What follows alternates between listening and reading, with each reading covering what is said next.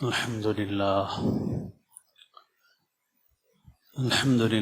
نحمده ونستعينه ونستغفره ونؤمن به ونتوكل عليه ونعوذ بالله من شرور أنفسنا ومن سيئات أعمالنا من يهد الله فلا مضل له ومن يضلل فلا هادي له نشهد أن لا إله إلا الله وحده لا شريك له ونشهد أن سيدنا ونبينا ومولانا محمدا عبده ورسوله صلى الله تعالى عليه وعلى آله وأصحابه وأتباعه وأزواجه وذرياته وبارك وسلم تسليما كثيرا كثيرا أما بعد قابل احترام بزرگوں، عزیز دوستوں اور ساتھیوں،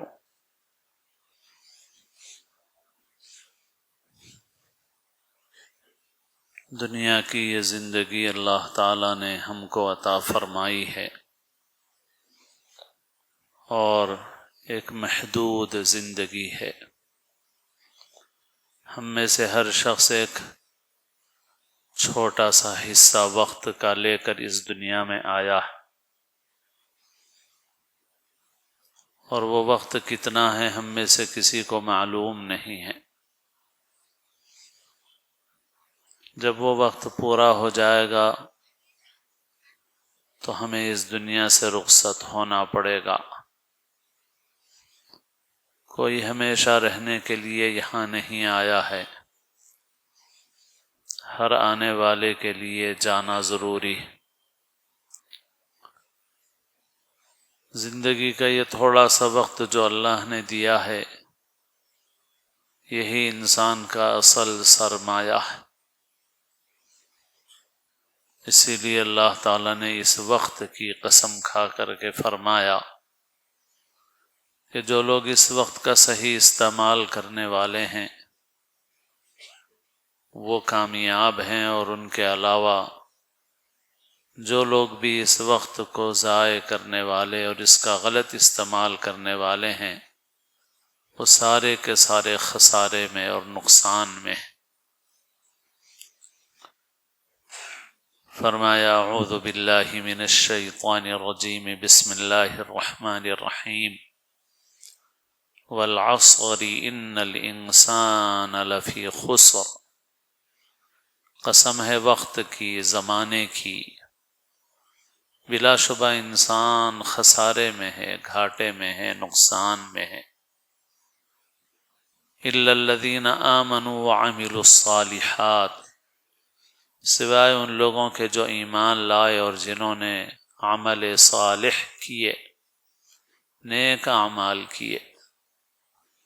وتواصوا بالحق وتواصوا بالصبر، اور ایک دوسرے کو حق کی، سچی باتوں کی وصیت کی، اور ایک دوسرے کو صبر کی وصیت کی، یعنی نیک راستے پر جمنے کی وصیت اور تلقین کی۔ اللہ تعالیٰ نے اس مختصر اور جامع صورت میں وقت کی اور زمانے کی قسم کھائی ہے، اور یہ بتایا ہے کہ انسان کی کامیابی ناکامی کا مدار اس پر ہے صرف کہ انسان وقت کے اس سرمایہ کو کس طرح استعمال کرتا۔ مال کے متعلق نہیں ہے، یہ وقت کے متعلق ہے۔ اسی وجہ سے انسان نیکی میں آگے بڑھے، اس کے لیے مال ہونا ضروری نہیں ہے۔ حدیثوں میں فرمایا گیا نیت المؤمن خیر من عملہ، مومن کی نیت اس کے عمل سے بہتر ہے۔ بعض وقت انسان اپنی نیت سے وہ پا لیتا ہے کہ جو دوسروں کو حاصل نہیں ہوتا۔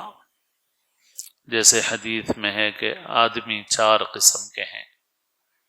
ایک وہ آدمی ہے جس کو اللہ تعالیٰ نے مال دیا اور وہ اس مال کو اڑا رہا ہے نافرمانی میں، گناہ میں۔ دوسرا وہ آدمی ہے جس کو اللہ نے مال دیا اور وہ اس مال کو لٹا رہا ہے نیک کاموں میں، راہ خدا میں۔ دو آدمی یہ ہو گئے۔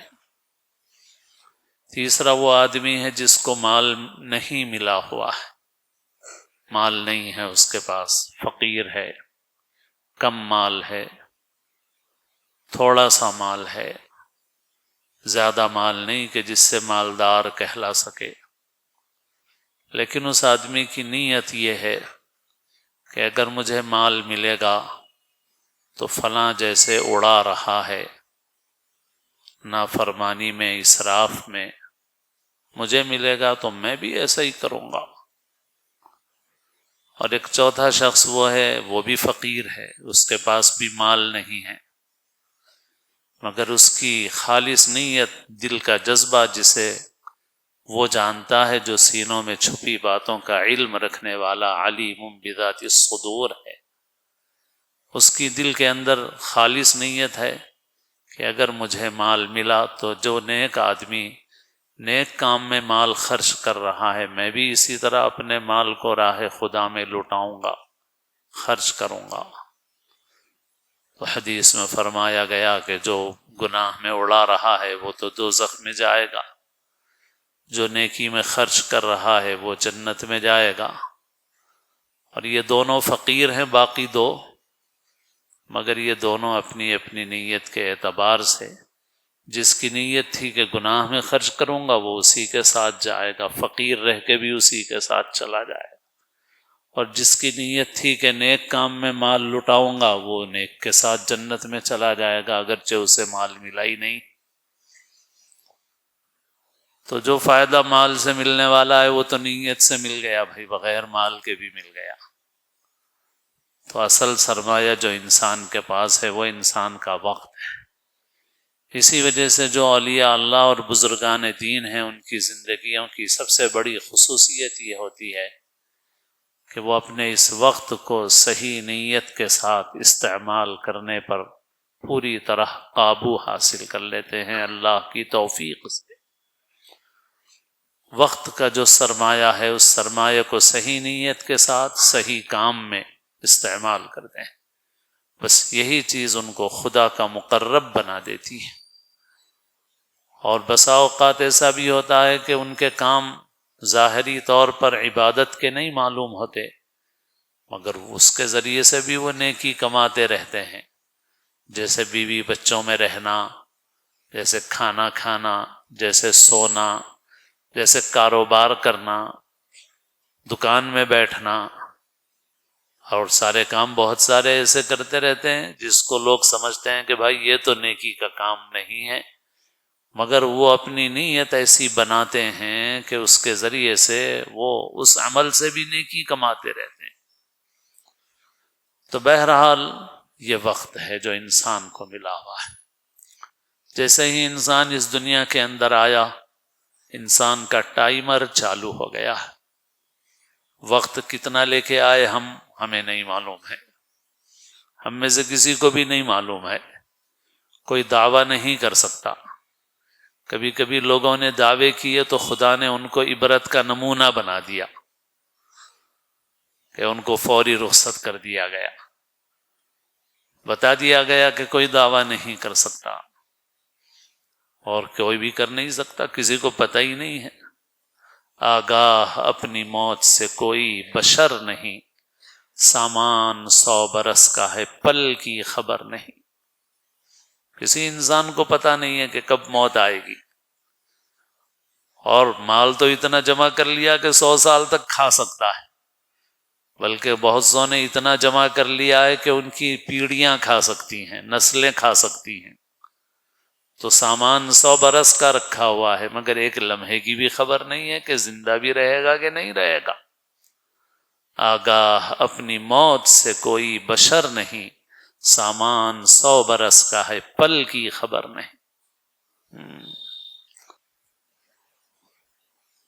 تو وقت نہیں معلوم ہے کچھ بھی، ٹائمر مگر چالو ہو چکا ہے، ایسا نہیں کہ ٹائمر چالو نہیں ہوا، ٹائمر برابر چالو ہو گیا ہے۔ جیسے ہی انسان نے اس دنیا میں پہلا سانس لیا، ویسے ہی اس کا ٹائمر چالو ہو گیا. جیسے واشنگ مشین کا ٹائمر ہم چالو کر لیتے ہیں، اور بہت ساری مشینوں کے ٹائمر چالو ہوتے ہیں آج کل. ٹریفک سگنل کا ٹائمر کام کرنا شروع کر دیتا ہے، جیسے ہی بتی جلتی ہے ٹائمر اپنا کام شروع کر دیتا ہے. کہیں اسکرین پہ نظر آتا ہے، کہیں نظر نہیں آتا، مگر ٹائمر تو کام کر رہا ہے. اسکرین پہ نظر نہیں آ رہا ہے تو اس کا مطلب یہ نہیں کہ ٹائمر چالو نہیں ہوا، ٹائمر تو بہرحال چالو ہو چکا ہے. ہو رہی ہے عمر مثل برف کم، چپکے چپکے رفتہ رفتہ دم بدم. انسان کی زندگی برف کی طرح گھل رہی ہے. جیسے ہی پیدا ہوا اس دنیا کے اندر، ہو سکتا ہے برف کی بڑی سل لے کے آیا ہو ہماری محسوسات کی کہ اندازے کے مطابق کہ صاحب ایک چھوٹی سل نہ ہو اور بڑی سل ہو، بہت بڑی، لاری کے برابر ہو، ٹرک کے برابر ہو. لیکن کتنی بھی بڑی ہو، بہرحال جب وہ سل آ گئی ہے اس دنیا کے اندر اور اسے دھوپ لگنے لگی ہے، ہوا لگنے لگی ہے، تو اب وہ تو پگھلنا شروع ہو گئی ہے. بہرحال پگھلے گی، گھلے گی، ختم ہو جائے گی، ختم. اسی لیے کہتے ہیں کہ ایک چیز ایسی ہے کہ جو حقیقت میں گھٹتی ہے مگر لوگ اسے کہتے ہیں کہ بڑھ رہی ہے، عمر ہے. لوگ کہتے ہیں عمر بڑھ رہی ہے، مگر عمر بڑھتی کہاں ہے بھائی؟ عمر تو اصل میں گھٹتی ہے. عمر بڑھتی نہیں ہے، عمر گھٹتی ہے. ٹائمر جیسے ہی چالو ہوا تو جتنا ٹائم فیڈ کر دیا گیا ہے، اور ہر انسان کا ٹائم فیڈ کر دیا گیا اللہ تعالیٰ کی طرف سے. حدیث میں ہے کہ جب ماں کے رحم میں ہوتا ہے انسان اور 4 ماہ کی مدت ہو جاتی ہے تو اللہ تعالیٰ فرشتہ بھیجتے ہیں، اور پھر اس کی روزی بھی مقرر کر دی جاتی ہے، اس کی عمر بھی مقرر کر دی جاتی ہے. کہاں جیے گا، کہاں مرے گا، سب لکھ دیا جاتا ہے. سعید ہے، شقی ہے، لکھ دیا جاتا ہے. تو اس کی اجل عمر لکھ دی گئی کہ بھائی کتنی ہے، ٹائم فٹ کر دیا گیا، ختم. اب دنیا میں کسی کے قابو میں کچھ نہیں ہے، اور وہ وقت جب آ جائے گا تو کوئی چیز کام نہیں آئے گی. ان اجل اللہ اذا جاء لا یؤخر، بالکل آگے پیچھے نہیں ہوگی. وہ اپنے جیسے ہمارے انسان کی بنائی ہوئی مشین کا ٹائمر بالکل اپنے وقت کے مطابق کام کرتا ہے، ایسے ہی اللہ تعالیٰ کا نظام تو اس سے کہیں زیادہ مضبوط ہے. تو اس ٹائم کے مطابق جیسے ہی ختم ہوا وقت، ختم، سوئچ آف ہو گیا، ختم، مشین رک گئی، زندگی ختم ہو گئی. تو ٹائمر تو بہرحال چالو ہو گیا. اب جیسے جیسے انسان کا وقت گزر رہا ہے، انسان کی عمر گھٹتی جا رہی ہے. اب جب عمر گھٹ رہی ہے، سرمایہ ختم ہو رہا ہے، برف کی سل گھل رہی ہے، پگھل رہی ہے، تو پھر فکر کرنے کی ضرورت ہے کہ بھائی جو باقی رہ گئی ہے اس کا استعمال کر لو صحیح طریقے سے. اسی لیے عمر جب بڑھ رہی ہے یا حقیقت میں گھٹ رہی ہے تو آدمی کو محاسبہ کرنا چاہیے، یعنی اپنی زندگی کا حساب کرنا چاہیے. جیسے حدیث میں فرمایا حاسبوا قبل ان تحاسبوا، اپنا محاسبہ کر لو قبل اس کے کہ تمہارا محاسبہ کیا جائے. تو ہر انسان کو دیکھ لینا چاہیے. یا ایھا الذین آمنوا اتقوا اللہ ولتنظر نفس ما قدمت لغد واتقوا اللہ ان اللہ خبیر بما تعملون. اے ایمان والو، اللہ سے ڈرو، تقوی اختیار کرو، بے خوف مت ہو جاؤ، نڈر مت ہو جاؤ، اپنے کو بے نیاز مت سمجھو، خدا کے سامنے جھک جاؤ، اور ہر شخص دیکھ لے کہ اس نے آنے والے کل کے لیے کیا بھیجا ہے، آگے کیا بھیجا ہے اس نے. اللہ سے ڈرو، جو کچھ تم کر رہے ہو اللہ تعالیٰ اس سے خوب باخبر ہے. تو اپنا محاسبہ کرنے کی ضرورت ہے. دنیا میں جو لوگ ہیں 2 قسم کے ہیں، ایک مومن، ایک کافر. کافر غفلت کی زندگی گزار سکتا ہے، مومن غفلت کی زندگی نہیں گزار سکتا. مومن ہر وقت اللہ کو یاد کرتا ہے، اور کبھی وہ غافل نہیں ہوتا اللہ تعالیٰ سے، اپنی موت سے، اپنی آخرت سے، ہر وقت وہ متوجہ رہتا ہے۔ مومن کو اللہ نے طریقے زندگی ایسا ہی دیا ہے، اس لیے مومن کو خوشی بھی اللہ نے دی تو خوشی میں بھی غفلت کی اجازت نہیں دی۔ شادی کر رہے ہو تو خطبہ نکاح کے ذریعے سے اللہ کو یاد کرنے کا حکم دیا، ہفتے واری تہوار منا رہے ہو جمعہ کا دن تو یہ جمعہ رکھا، خطبہ رکھا، نماز رکھی۔ سال میں 2 بڑی عیدیں دیں تو ان 2 بڑی عیدوں کے اندر بھی اللہ نے نماز دی، خطبہ دیا۔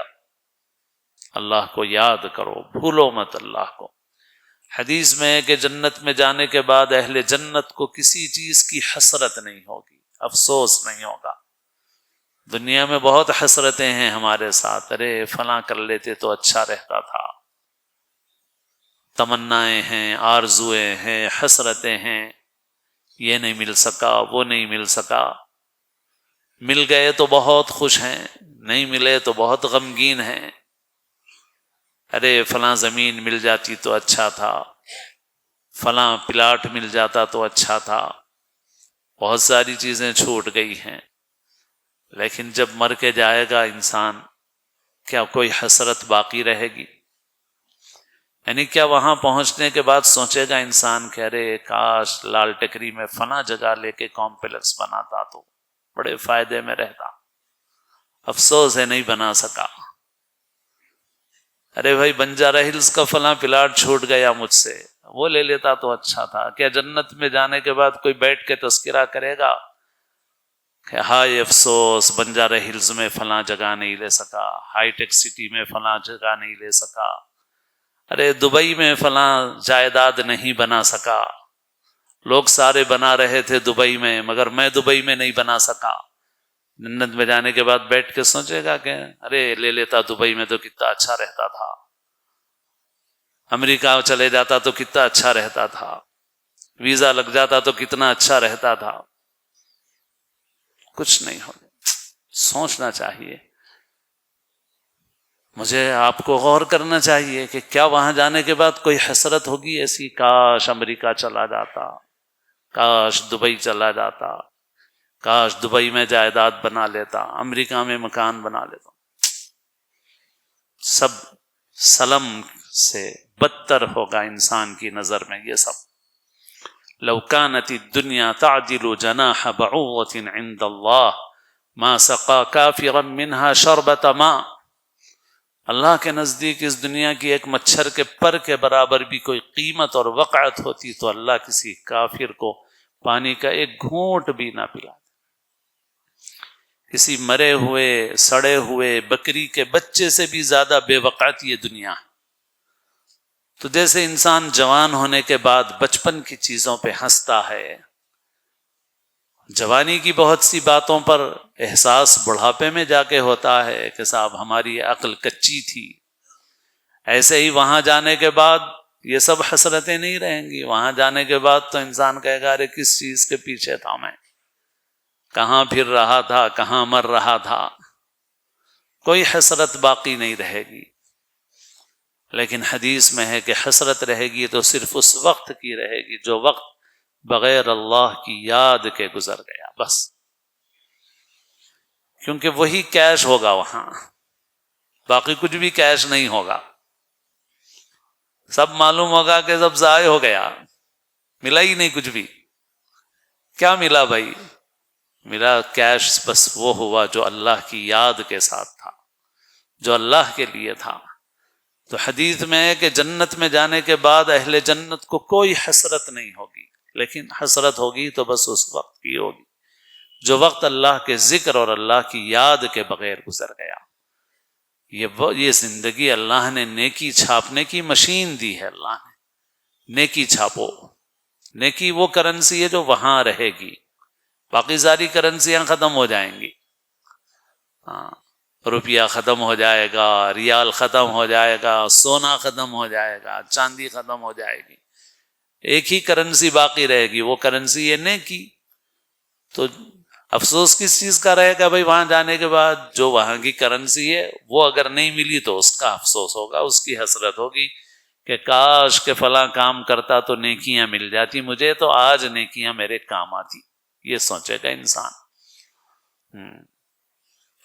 تو غفلت والی زندگی مومن کے شایان شان ہی نہیں ہے۔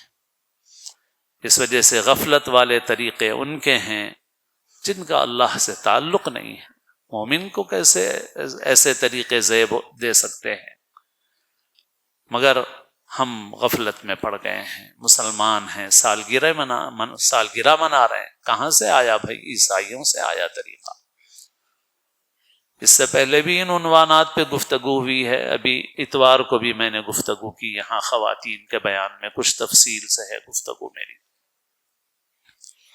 کہاں سے آئے طریقے؟ عیسائیوں سے آئے، نصارہ سے آئے، اس سے پہلے تھا ہی نہیں ہمارے پاس اس کا وجود۔ پھر نئے سال کے عنوان سے اللہ کی دی ہوئی نعمت پر شکر کرنے کے بجائے اللہ کی نافرمانیوں کے بازار گرم کیے جا رہے ہیں۔